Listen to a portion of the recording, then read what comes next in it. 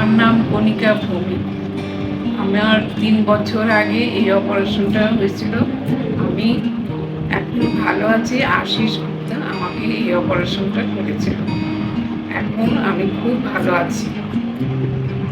যদি এরকম কিছু প্রবলেম যদি আপনার থাইরয়েড জনিত কোনো সমস্যা যদি এরকম দেখা যায়, তাহলে দেরি না করে ডাক্তারকে